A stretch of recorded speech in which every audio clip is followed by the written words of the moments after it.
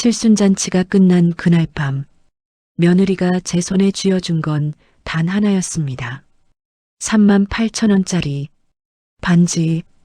그날 저는 제 아들 집에서 쫓겨났습니다. 하지만 그들이 살고 있던 그 집은 이미 제 건물이었습니다. 제 이름은 최은자입니다. 올해 70이 됐죠. 70년을 살아오면서 이날만큼 외로웠던 날이 있었을까요? 잔치는 끝났습니다. 사람들은 빠르게 흩어졌어요. 1000만 원이 넘는다던 음식들.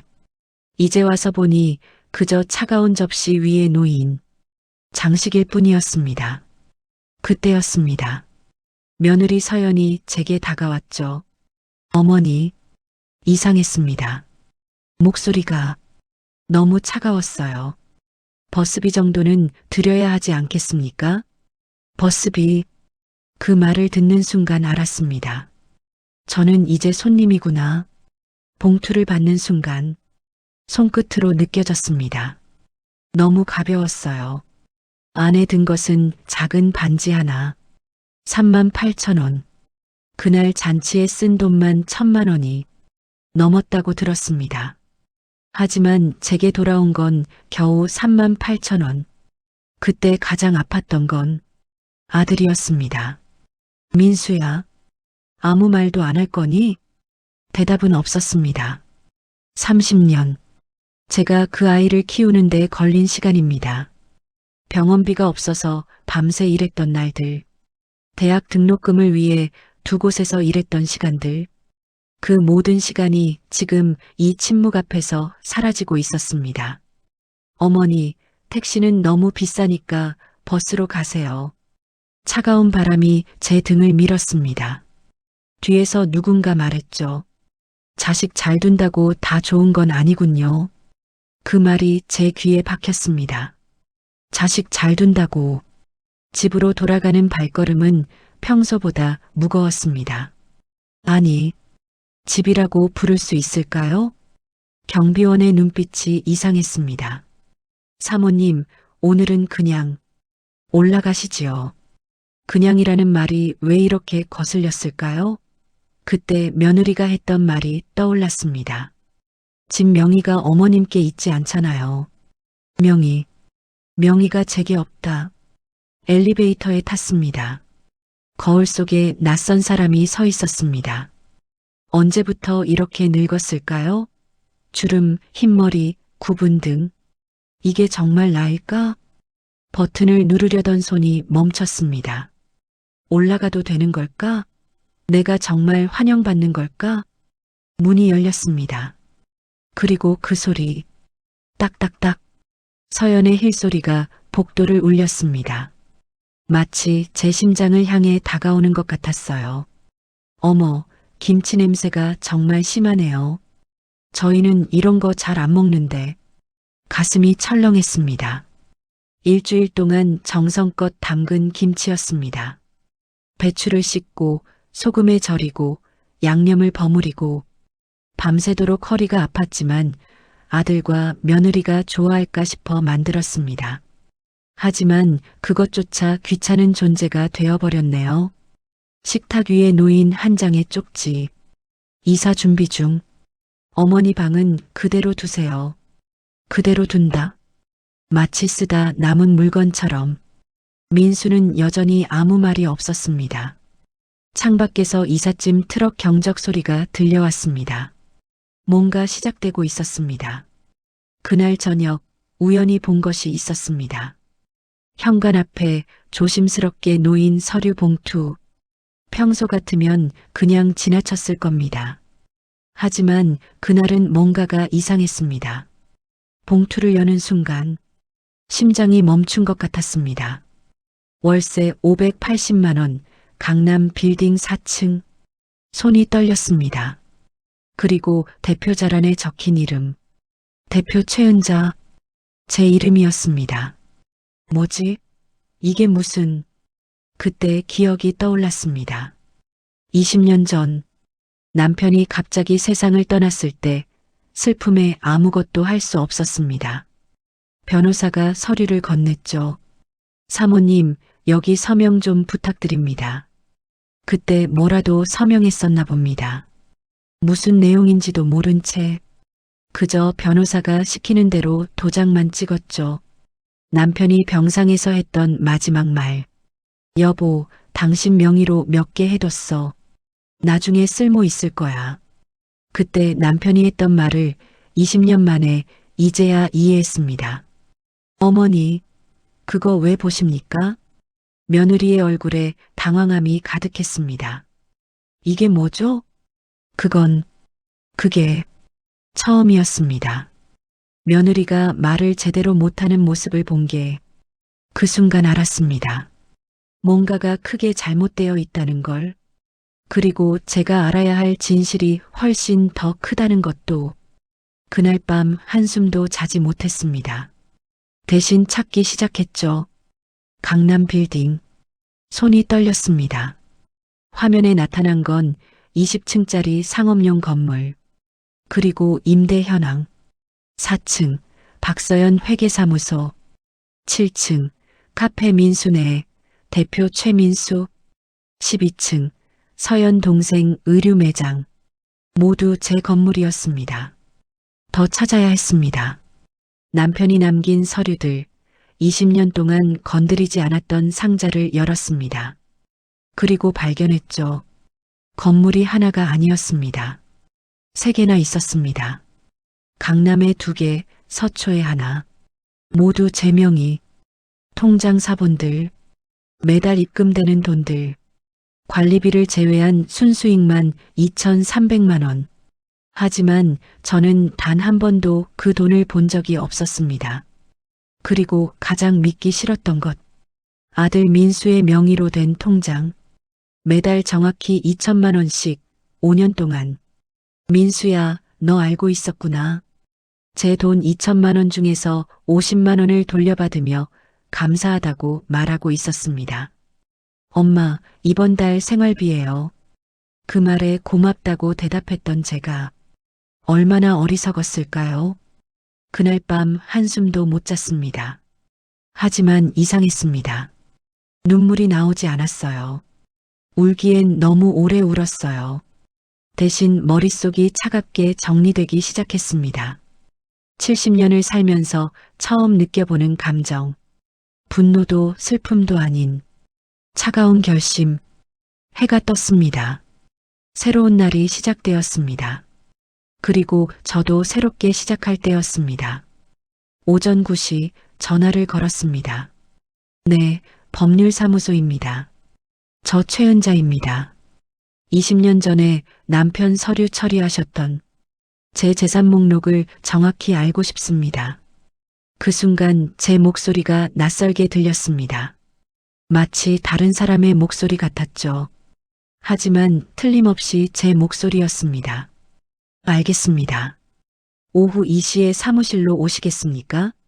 네, 그리고 건물 관리 지금 누가 하고 있는지도 알려주세요. 오후 2시 약속 시간에 도착했습니다. 20년 만에 다시 온 이곳, 모든 게 변해 있었습니다. 사모님, 여기 정리해 왔습니다. 서류는 생각보다 두꺼웠습니다. 총 3개의 건물, 시가총액으로 약 150억 정도 됩니다. 그 말을 듣는 순간 숨이 멈췄습니다. 150억? 그리고 월 순수익이 평균 2,300만 원 정도 되시고요. 다만 변호사의 표정이 미묘하게 변했습니다. 관리는 아드님이 하시고 계신 것 같던데요. 제가 동의한 적 있나요? 그게 명확한 위임장은 없지만 아드님이 사모님의 도장을 가지고 계셔서 그 순간 모든 퍼즐이 맞춰졌습니다. 3년 전 어머니 은행 일 때문에 도장 좀 맡아둘게요. 매번 찾기 번거로우시잖아요.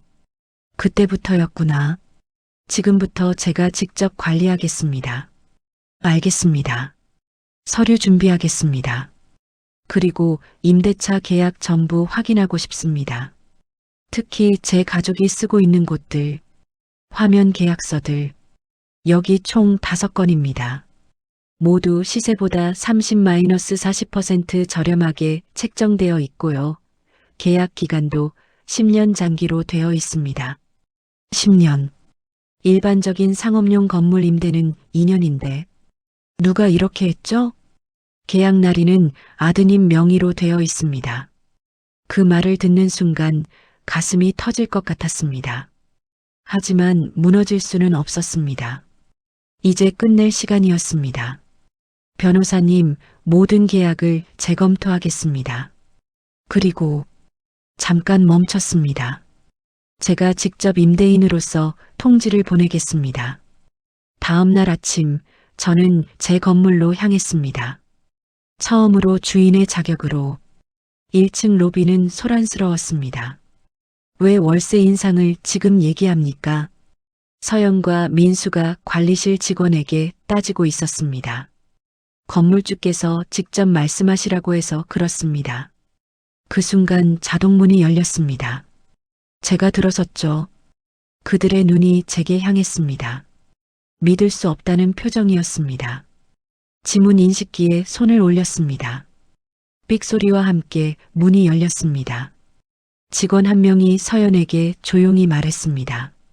이 건물 주인이 어머님이십니다. 서연의 얼굴에서 핏기가 사라졌습니다. 민수는 입을 벌린 채 굳어 있었습니다. 저는 아무 말 없이 그들을 지나쳐 엘리베이터로 향했습니다. 뒤에서 민수가 부르는 소리가 들렸지만 돌아보지 않았습니다. 저녁 지하 주차장에서 그들을 마주쳤습니다. 차문이 열린 채 서 있었습니다. 엄마. 민수는 입술을 깨물며 말했습니다. 그냥 말로만 하지 그랬어요. 우리가 잘못했습니다. 서연은 가방을 움켜쥔 채 고개를 들지 못했습니다. 저는 차 안에서 무언가를 꺼냈습니다. 그날 받았던 그 반지. 조용히 서연의 손에 올려놓았습니다. 38,000원이죠. 제 칠순 선물. 어머니, 돌려드립니다. 이제 필요 없으니까요. 차문이 닫히는 소리가 길게 울렸습니다. 그들의 울음소리가 주차장에 메아리 쳤습니다. 하지만 저는 돌아보지 않았습니다. 며칠 뒤 관리실 책상 위에 서류가 놓였습니다. 임대차 계약 해지 통보서, 서연과 민수가 쓰던 4층과 7층, 서연 동생의 12층, 모두 해지 통보를 받았습니다. 한 달 안에 정리해 주십시오. 관리실 직원이 조심스럽게 물었습니다. 사모님, 가족분들인데 정말 괜찮으시겠습니까? 잠깐 망설였습니다. 하지만 대답은 분명했습니다. 가족이라면 더욱 정직해야 하는 거 아닙니까? 직원은 고개를 끄덕였습니다. 그날 밤 민수에게서 전화가 왔습니다. 받지 않았습니다.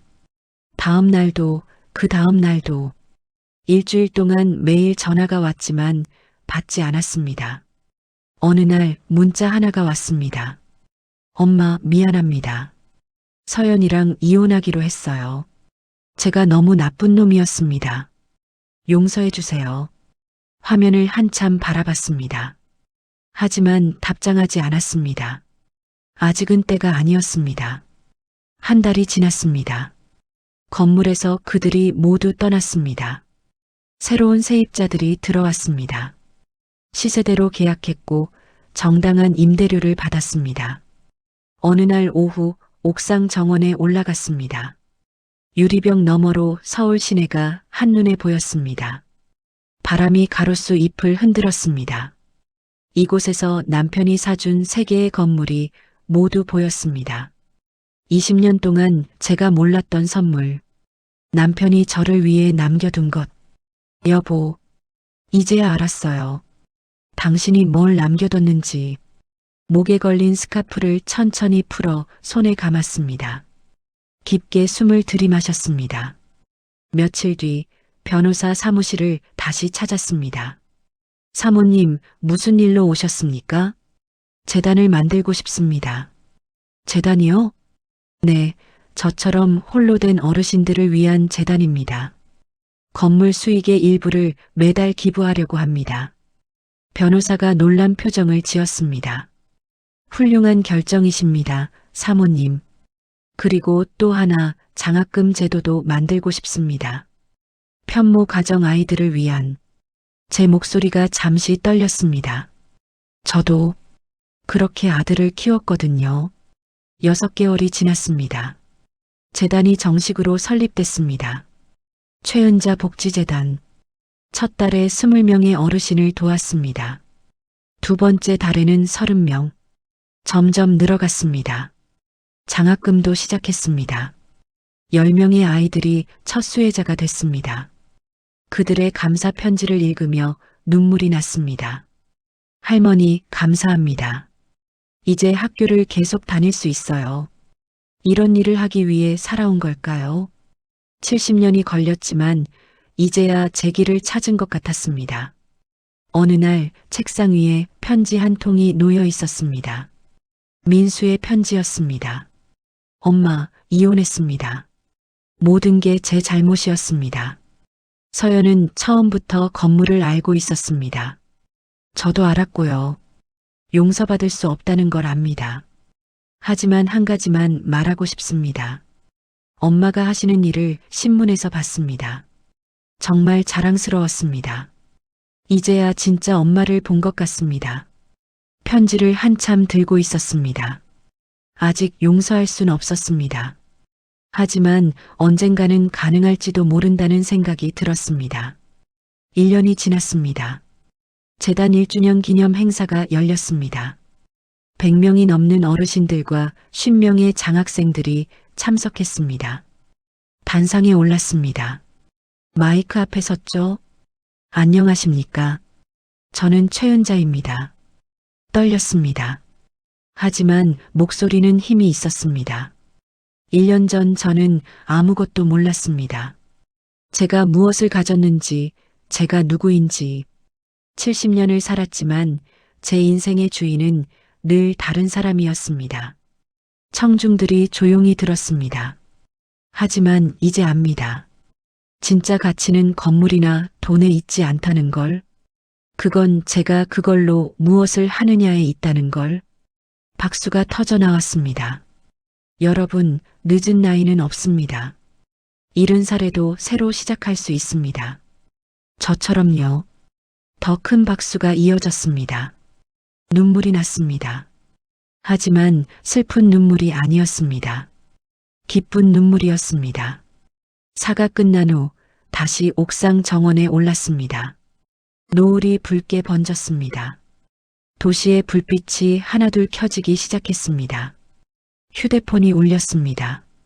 민수였습니다. 이번엔 받았습니다.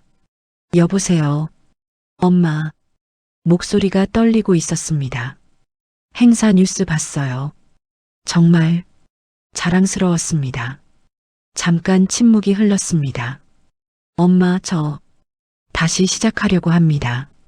작은 카페 하나 차리려고요. 이번엔 제 돈으로, 제 힘으로. 그래. 혹시 한번 와주실 수 있으세요? 오픈하면. 한참을 생각했습니다. 그리고 대답했습니다.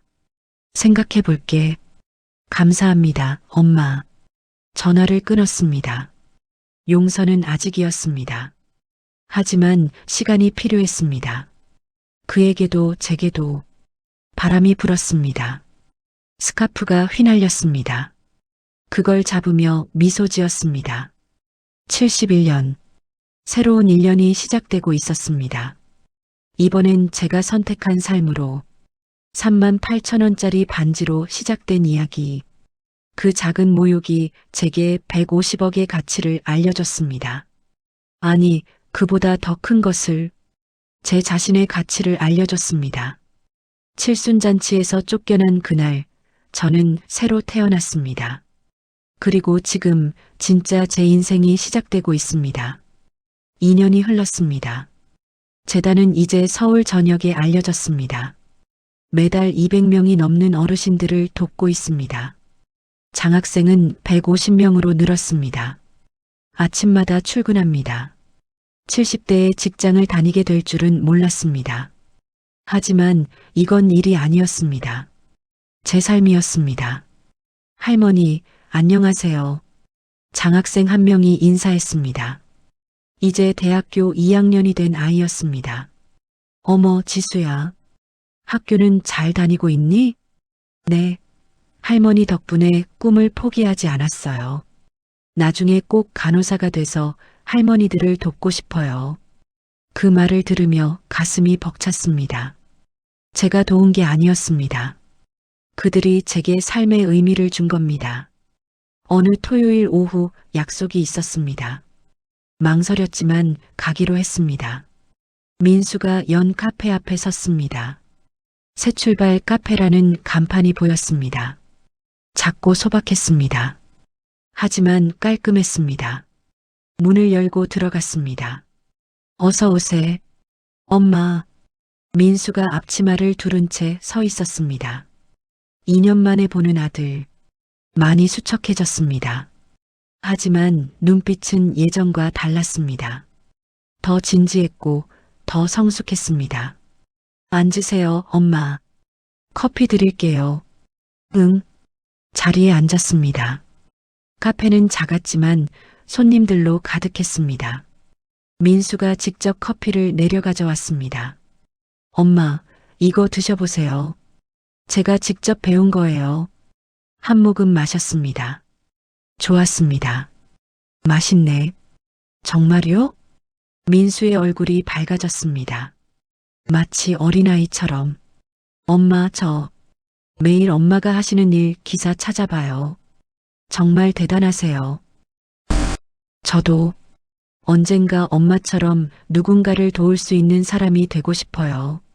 지금은 작지만 이 카페로 조금씩 시작하려고요. 그 말을 들으며 울컥했습니다. 하지만 참았습니다. 민수야. 네, 엄마. 용서는 아직이야. 민수의 얼굴이 굳었습니다. 하지만 잠깐 멈췄습니다. 너의 노력은 보고 있어. 천천히. 시간을 줘. 엄마. 감사합니다. 민수의 눈에서 눈물이 흘렀습니다. 저도 모르게 손을 뻗어 그의 손을 잠깐 잡았습니다. 그리고 놓았습니다. 열심히 해. 네, 엄마. 꼭 그럴게요. 그날 저녁 재단에서 특별 강연이 있었습니다. 제가 강연자였습니다. 인생이 끝났다고 생각한 순간 진짜 인생이 시작됐습니다. 100명이 넘는 청중이 숨죽여 들었습니다. 70살에 모든 걸 잃었습니다. 가족도 집도 자존심도 38,000원짜리 반지 하나가 제게 남은 전부였죠. 청중 사이에서 한숨소리가 들렸습니다. 하지만 그날 저는 깨달았습니다. 제가 진짜로 가진 게 무엇인지 150억짜리 건물이 아니라 잠깐 멈췄습니다. 바로 제 자신이었습니다. 70년 동안 살아온 제 경험, 제 의지, 제 선택, 그것이 진짜 가치였습니다. 박수가 터져 나왔습니다. 여러분, 나이는 숫자일 뿐입니다. 60이든 70이든 80이든 언제든 새로 시작할 수 있습니다. 저처럼요. 더 큰 박수가 울려 퍼졌습니다. 누군가 일어섰습니다. 그리고 한 명씩 모두가 일어나 박수를 쳤습니다. 강연이 끝나고 다시 옥상 정원에 올랐습니다. 이제 이곳은 제가 가장 좋아하는 장소가 됐습니다. 서울의 야경이 반짝였습니다. 어딘가에서 민수가 카페 문을 닫고 있을 겁니다. 언젠가 완전히 용서할 수 있을까요? 모르겠습니다. 하지만 그것도 괜찮았습니다. 중요한 건 제가 더 이상 누군가의 피해자가 아니라는 것, 제 인생의 주인이라는 것. 휴대폰을 꺼내 달력을 봤습니다. 다음 주 화요일 새로운 장학생 면접, 목요일 재단 이사회, 토요일 복지관 방문. 72살, 제 인생에서 가장 바쁜 나이입니다.